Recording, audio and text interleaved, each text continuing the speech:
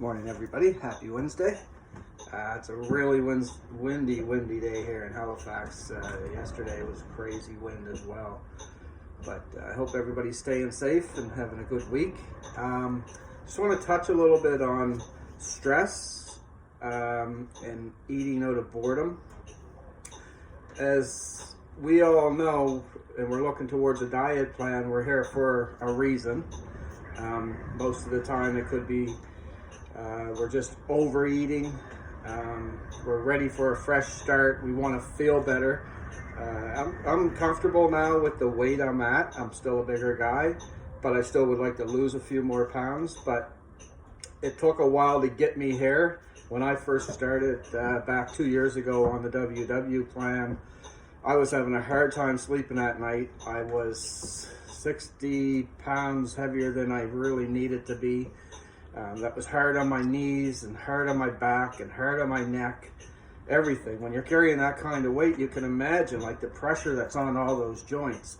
So we have to figure out a way how we can stop with this overeating and when we're eating. So one of the key things that we do is we try to keep ourselves busy. I know everybody has that habit of sitting on the sofa when you're watching TV, and probably with COVID, I'm fortunate I've been working right through it, but there's a lot of people home working or just off of work at home, and you have all this idle time around you, and it just can't be easy. So you have to find things to do. Every time a commercial comes on TV, just get up, walk around, go do something.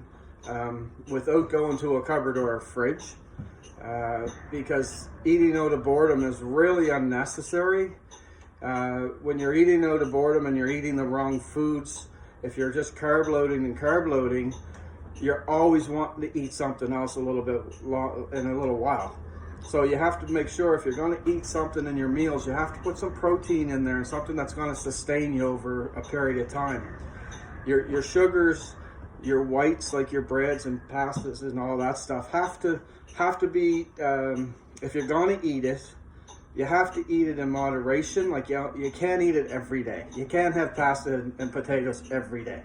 That's just too much carbs for you. So you have to figure out a way around that. When you have to get up and you're snacking in front of the TV, go to the fridge and have some healthy vegetables and some healthy dip there. Change your alternatives to something really healthy. Stress, like you can see here, I drive a 60-foot bus all day. I wear the stress of some people. I just try to be kind all day and do the best job I can. But stress gets to all of us. I look down at my lunch bucket. I used to be a huge stress eater. So I had to find ways around that. The working out, the walking in the middle of my day or whatever I can relieve some of that stress. You have to figure out ways around it. And I have my sporting events on the weekends on TVs or whatever, on Sundays or Saturday nights or Friday nights. I had to make better choices. I would buy like a stack of frozen pizzas for the weekend. Like I'd have 6 frozen pizzas in one football game. I used to make 2 of those. Like there was no such thing as halftime snacks. I would have snacks throughout the whole game. And then I had to switch that for buying the frozen pizzas and to make better choices. Like I'd have chicken breast with Frank's hot sauce and you know what I mean? Like you have to really bear down and figure out how you can change those bad habits into the patterns that you have. Your patterns aren't really going to leave you. You're still going to be on the sofa. You're still going to watch your sporting events. You're still going to be stressed, but you have to figure out a way how you can deal with those. And the deal with those is have stuff in the fridge or stuff in the cupboard that's healthier than the stuff that you've been eating. So again, try to, especially if you're just starting, try to avoid your pastas and your breads, your pastries, your takeout. Kathy and I, when we started this 2 years ago, we started in January. The month before in December, we spent $200 on takeout. That's how bad we were. That's how down and out we were with our food addiction or whatever it was. So we had to clean up our act, and it came around. It took time. On WW or whatever plan, some people call it a cheat day. They still do it.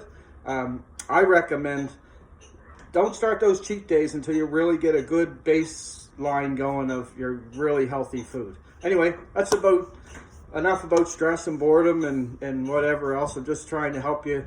Support group. Start thinking about that a little bit more. If you're deciding to go on a diet, or you're watching us and you're trying to get some tips and ideas, I hope this is helpful. Anyway, have a great day. Subscribe to our page, Kathy's Keto, Ronnie's WW Journey. Happy Wednesday.